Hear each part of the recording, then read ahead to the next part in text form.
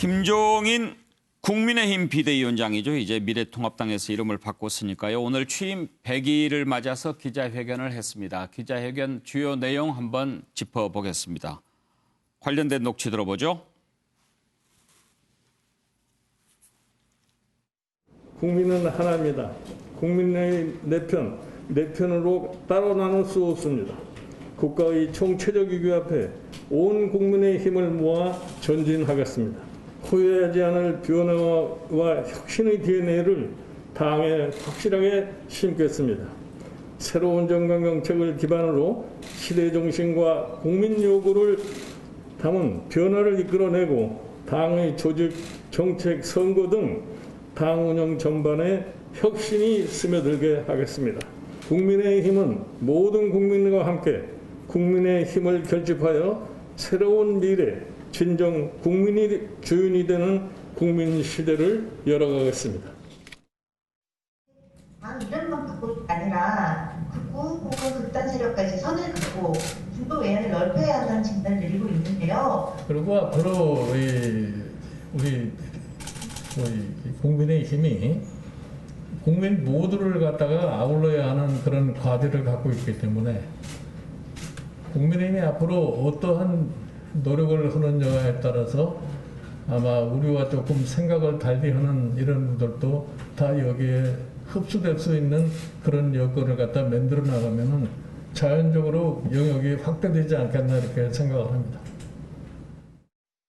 그리고 전직 대통령에 대한 사과에 관해서는 여러 번 말씀을 드렸습니다만은 지금 사법 절차가 진행되고 있는 상황이기 때문에 이거 사법 절차가 완료되는 이후에 적절한 시점을 택해가지고서 이에 대한 제가 대국민 사과를 할 계획을 가지고 있습니다. 예, 오늘 취임 100일 기자회견도 코로나 때문에 온라인으로 기자 간담회를 했더군요. 정운갑 실장 취임 100일 어떻게 평가하십니까? 저는 상당히 성공적으로 끌고 가고 있다고 봅니다. 우선은 그거를 좀 멀리하면서 나름대로 이제 합리적인 그 보수의 행보를 김종인 위원장 체제에서는 지금 가고 있다고 봅니다. 그러니까 당명도 바꿨고 특히 또 주목하는 것은 뭐 5.18 관련 이미 법적인 모든 절차가 끝났는데 그것 때문에 항상 일부 극우 인사들이 발목을 잡는 경향이 있었는데 그 부분에 대해서 가서 사과를 했고 또 특히 그 정강정책 부분에 있어가지고 이제 그 기본소득 또 경제 민주화라는 걸 담았거든요. 그러니까 사실은 2012년에 대선 때도 당시 이제 경제 민주화를 갖고 박근혜 전 대통령을 당선시키지 않았습니까? 근데 그런 일련의 행보들이 저는 중도층을 분명히 겨냥하고 있다. 그런 측면에서 민주당으로서 상당히 좀 긴장할 수 있는 상황이다. 예. 물론 내부에 또 뭐 반발들이 없지는 않습니다. 그러니까 뭐 예를 들면 사선 연임 이런 거에 대해서는 중도에 그만뒀습니다만 어쨌든 지금 100일의 전망적인 행보를 보면은 내년 재보궐 또 후년 그 대선에 있어서도 상당히 그 민주당으로서도 만만치 않은 구도가 전개되고 있다. 예. 저는 그렇게 보고 있습니다. 김두수 평론가 사실 맨 처음에는 기대 반 우려 반 그랬는데 그 뒤로 좀 몇 가지 파격적인 행보를 많이 보여줬어요. 예.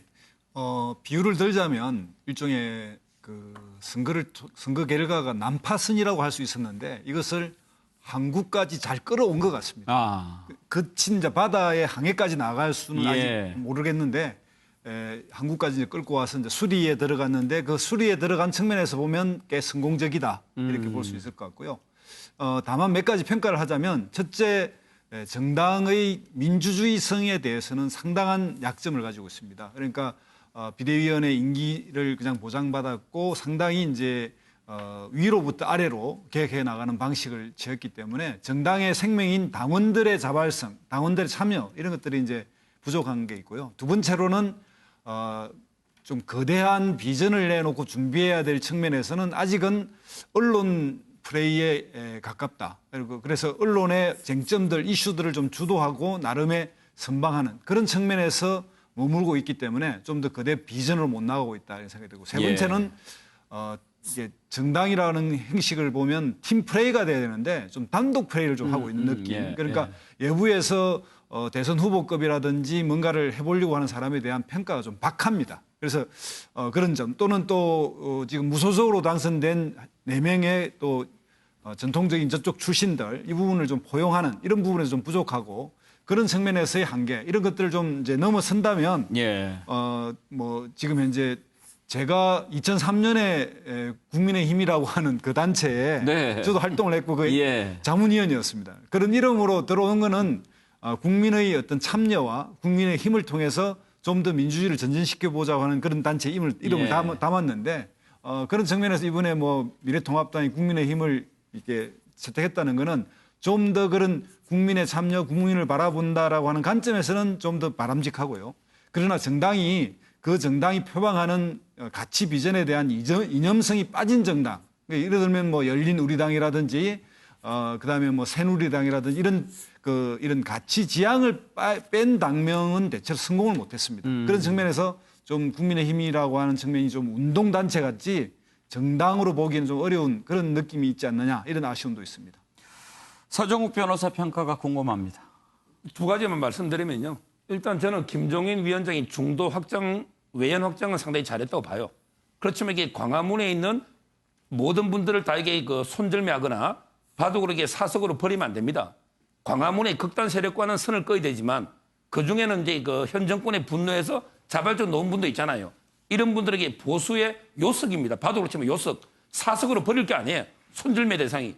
따라서 이념의 스펙트럼을 좀 넓히자. 정통 보수부터 중도까지. 첫째 말씀드리고. 하나 이제 더 중요한 게 그 사과 문제인데요. 제가 항상 강조하지만 사과는 우리 법률상 대리 행위가 안 되는 거예요. 박근혜 대통령, 이명박 대통령이 억울하다. 정치 탄압 나 사과 안 하는데 김종인 위원장이 대신 사과할 권한도 없고 저는 이게 맞지도 않다 봐요. 그 사과는 박근혜 대통령이나 MB가 직접 하든지 아니면 이게 그분들은 정치 탄압이라고 하고 있잖아요. 그런데 김종인 위원장이 무슨 권한으로 본인이 이걸 사과합니까? 따라서 저는 그런 부분은 좀 신중하게 좀 되게 그 행동이 필요하다 이렇게 봅니다.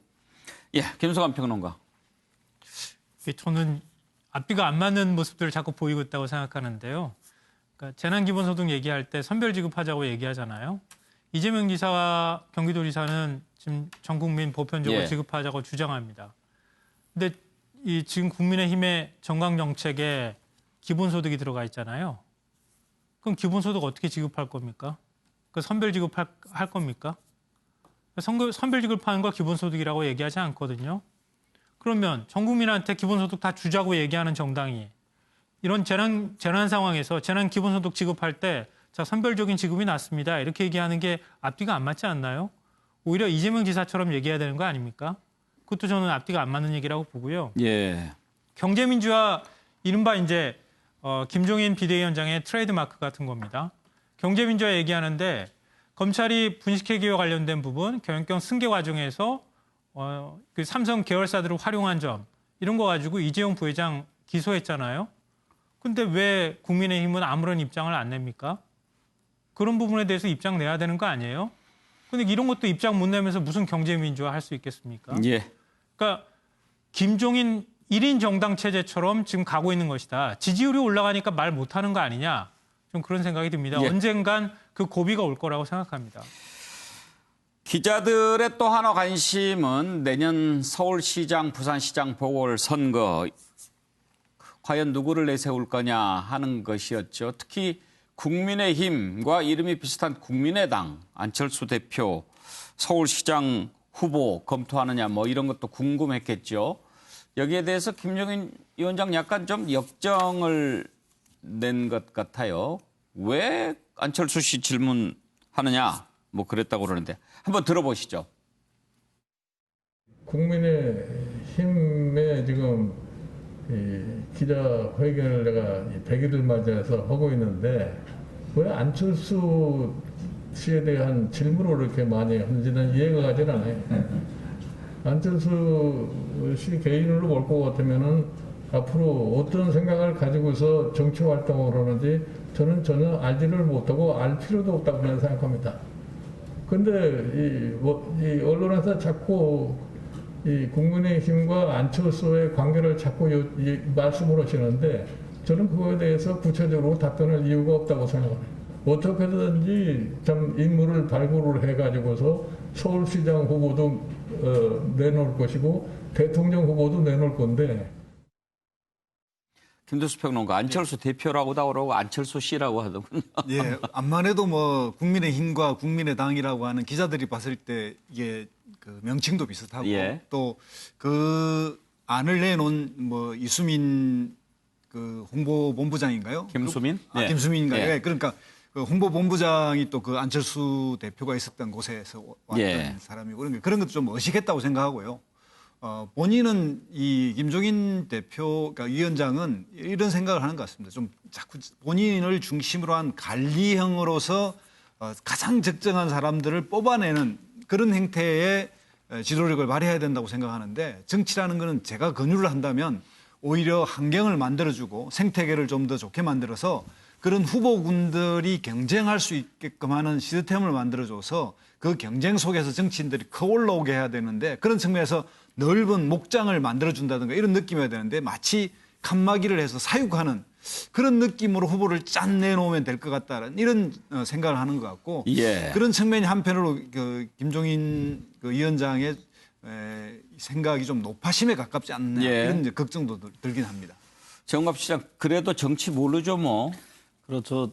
제가 아까 이제 100일에 대해서 나름 긍정 평가를 했는데 그 전제 속에는 그런 게 있습니다. 이제 김종인 위원장의 사심이 없어야 됩니다. 그러니까 그것이 드러나는 순간 저는 뭐 당도 굉장히 혼란 속에 빠질 것으로 보고 지금 이제 안철수 대표에 대한 언급은 저는 좀 역할 분담을 하는 것으로 봅니다. 현재로서는 김 위원장 입장에서도 당내 어떤 리더십 확보 차원에서 좀 당내 인사들에 대한 역점을 두는 그런 언급을 할 수밖에 없고 그러나 결국에는 저는 안철수 대표를 포함한 하나의 공간이 모일 개연성이 상당히 있다고 보는데 이미 그 주영 대표 같은 경우에는 접촉을 해서 또 함께 하고자 하는 그런 그 뉘앙스를 계속 지금 던지고 있거든요. 지금 이제 정치라는 게 뭐 많은 분들이 얘기합니다만 생물이듯이 현재로서는 저는 김종인 위원장이 본인의 리더십 속에서 뭔가 당을 추스려가는 그 과정으로 저는 이해를 하고 있습니다. 네.